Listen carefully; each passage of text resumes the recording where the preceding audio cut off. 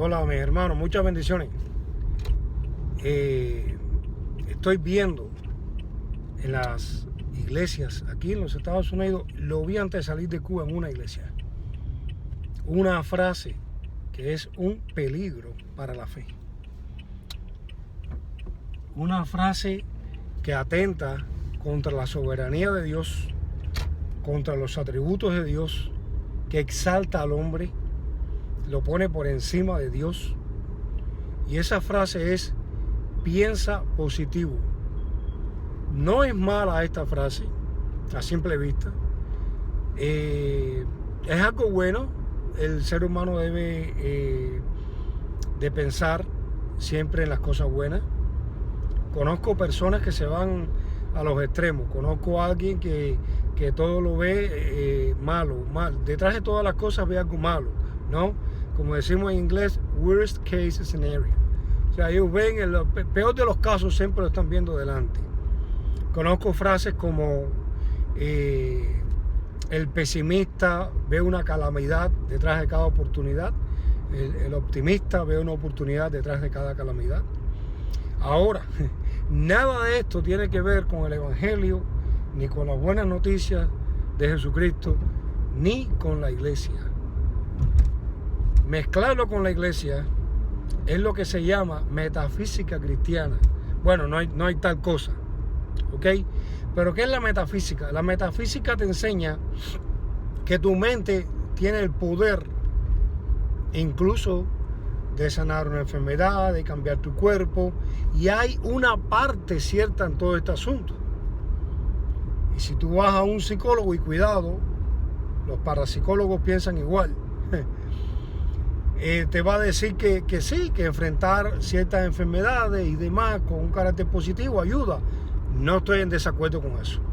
De lo que sí estoy en desacuerdo es en poner la mente de un ser humano por encima de la capacidad o de la voluntad y soberanía de Dios. Si Dios quiere, tú te sanas de cualquier enfermedad. Él tiene el poder para hacerlo. Jesucristo le dijo a una mujer que llevaba 12 años con flujo de sangre: eres sana. Jesús le dijo a un hombre, y yo lo creo, está en la Biblia, que llevaba enfermo 38 años. Él le preguntó: ¿quieres ser sano? La Biblia dice que esto sucedía en Bethesda y que ese hombre era paralítico, pero que había allí como un agua, un estanque, y cuando supuestamente un ángel bajaba y movía el agua, todos los que estaban enfermos y llegaban al movimiento del agua se sanaban. Ahora, ¿qué sucede? Que había uno allí que era paralítico. O sea, ¿cómo se iba a meter en el agua si no podía caminar? Tenía que esperar a que alguien lo hiciera. Y viene Jesús y le hace la pregunta que él había estado esperando hacía 38 años que se la respondieran: ¿quieres ser sano? Y él dijo: bueno, sí. Ahora, él dijo: no tengo quien me meta en el agua. O sea, él le dijo: ni lo puedo hacer yo, ni nadie lo va a hacer por mí, porque todos estos que hay aquí están enfermos, y cuando el agua se mueve quieren llegar, y van a llegar primero que yo. Y el movimiento del agua era por un momento. Y Jesús sanó a ese hombre. Pero ese hombre la pregunta que él hizo es: ¿quién me puede sanar? La mujer que llevaba 12 años enferma dice que había gastado todo cuanto tenía en médicos y nadie la había podido sanar. Ni su mente, ni pensar positivo, ni nada de eso la había podido sanar. Yo creo que nosotros no debemos irnos a los extremos, ni pensar positivo ni pensar negativo continuamente, pero sí poner nuestra fe y nuestra confianza en que el que me puede sanar es Dios. Ese es el que lo puede hacer si quiere, y lo puede hacer ahora mismo. Y por otro lado, la fe produce paz, pero no tiene que ver contigo ni con tu mente, tiene que ver con Dios, porque la Biblia dice que la fe es un regalo de Dios, porque por gracia sois salvos por medio de la fe, y esto no es de ustedes, es un regalo de Dios, dice la Biblia. La salvación y la fe son un regalo de Dios. Ahora, por otra parte, ¿qué es más importante que se sane en ti? ¿Tu cuerpo o tu alma?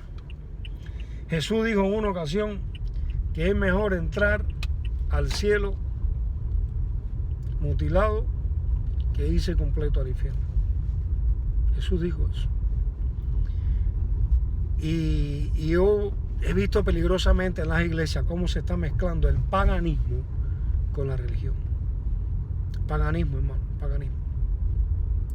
Esto de la metafísica, esto de piensa positivo y todo te va a salir bien, eso es antidios. Eso no tiene nada que ver con la fe. Eso no tiene nada que ver con lo que produce, con la paz que produce una relación con Dios. Eso tiene más que ver contigo y con tu egoísmo y con el ser humano. Y les digo, les repito, la fe produce paz. La fe produce pensamientos de yo sé que lo que pasa en mi vida lo permite Dios. Y eso nos da paz. Pensar que Dios está con nosotros en todo momento y bajo cualquier circunstancia, eso produce tremenda paz. Pero no tiene nada que ver con que yo voy a pensar positivo para que todo se dé. Porque en realidad muchas veces a nosotros lo que pasa en nuestra vida no es lo que nosotros queremos, no es lo que aceptamos como bueno, es lo que quiere Dios. Y muchas veces lo que tiene Dios que comunicarnos no tiene nada que ver con nuestro deseo. Muchas veces lo que Dios tiene que decirnos no es muy placentero para nosotros como seres humanos. He conocido personas enfermas, con enfermedades terminales, terribles, sufriendo, pero con una fe inquebrantable en Dios. He conocido personas que no tienen la casa de sus sueños, que no tienen el auto del año, que no tienen un reloj de $500 y tienen tremenda fe. Tienen mucha fe inquebrantable en Dios. Hay un pasaje en la Biblia que dice: piden y no reciben porque piden mal. Aléjate del evangelio falso. Aléjate de la metafísica. Aléjate de lo que exalta tu ego, tu ser o el de otro ser humano. Aléjate de eso. Dios es el que bendice.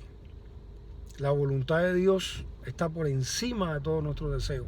En una ocasión Jesucristo oró antes de ir a la cruz y dijo: si es posible, pasa de mí esta copa, pero que no se haga mi voluntad sino la tuya.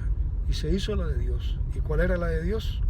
Que ese hombre justo, sin pecado, como no hubo ni habrá nunca otro, murió de una forma horrible, crucificado, las manos clavadas en una cruz, un madero, igual donde haya sido. Fue una muerte bien violenta, y esa fue la voluntad de Dios para con Jesucristo.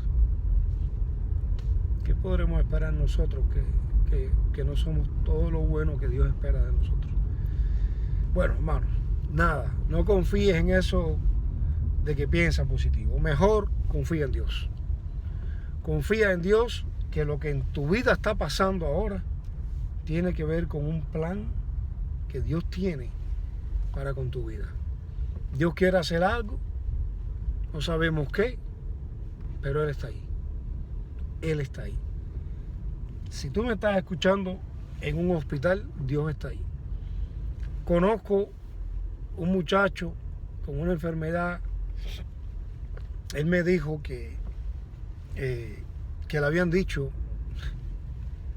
en varias iglesias que él estaba sano. No está sano.